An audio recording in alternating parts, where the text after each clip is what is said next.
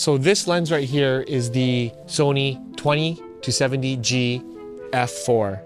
And when I first got this lens, a ton of people were excited, but there was a whole other group that just did not like this lens.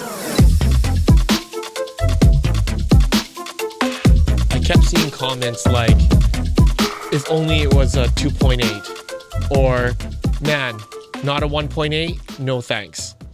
And I find these comments a little bit funny because are they actually even using this lens? Because from my experience, after using it for about a year now, I haven't found it to be an issue whatsoever. Because in today's newest and latest cameras, all the sensors are really great at performing in low light. So we're gonna go out around the city and shoot some scenes in low light. Hello. Where Katerina and I are gonna go around the city shooting some scenes in low light and show you that this lens, even at f4, works really, really great.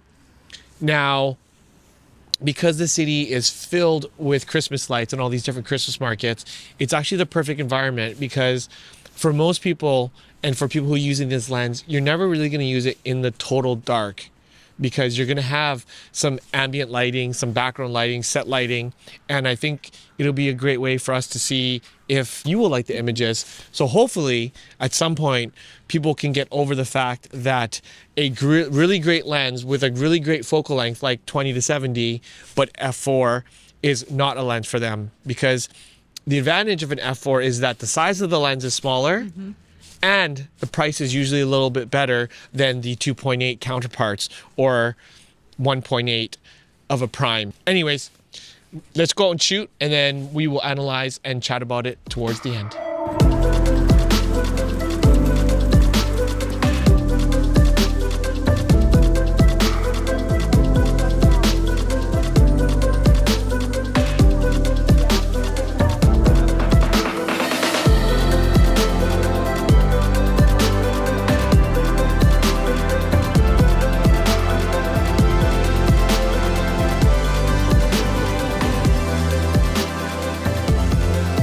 Okay, so we are in the middle of shooting this low light sequence so that I can show you guys how great an f4 lens can handle even in low light. But I wanted to quickly stop and give you the settings that I'm using. I'm shooting on the A7 IV. The lens you know by now is the 20-70G f4. And I'm shooting in S-Log, and the codec is the all intra, so the absolute highest quality in 10-bit 422. Now I'm keeping the ISO at the base 800 or 3200. Those are the two base ISOs. And I'm not really adjusting the f-stop because because f4 is the lowest. And the shutter, I'm sticking to the 180-degree rule, so 1/50. And there are a few times where I have to go a little above 3200 just to get a nice exposure. But I am exposing at 1.3 to 2 stops over, which is what you should be exposing your S-Log footage at. But like, look at this light right now. It is absolutely bonkers. I don't know if you can see this, but the skies are like pink and purple and blue, but it is pretty low light out, would you say? And in this situation, if I had a 1.8 lens, I would use it, but I think the f4 footage is still going to look absolutely amazing. So we're going to continue shooting, get some even darker footage to see how that looks, and then we will do a wrap up towards the end.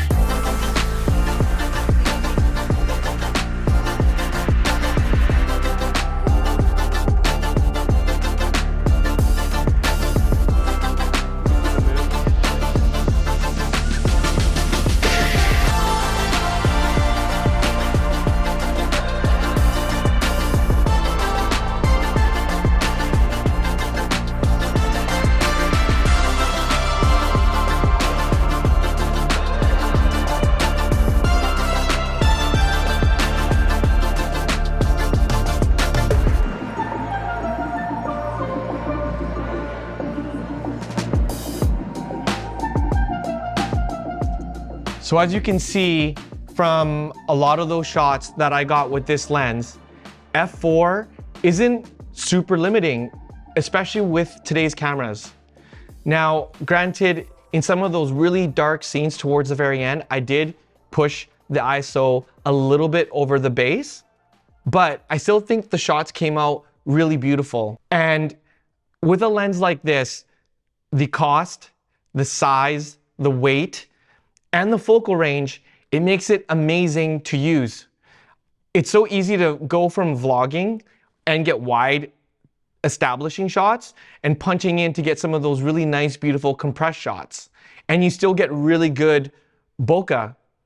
So for me, at the end of the day, what's most important is how much fun I'm having while I'm shooting and how easy it is for me to sort of get the images that I'm seeing in real life, and being able to capture it as fast as I quickly can, because in a lot of those situations, the light was moving and changing so rapidly that if I was busy swapping to 1.8 or to a 2.8 and worry about fumbling with my lens, I'm no longer, one, having fun, and two, I'm probably missing the shot. And for me, it's more important to get the shot and maybe have a little bit of noise, because sometimes having a little bit of noise in the image is okay for me.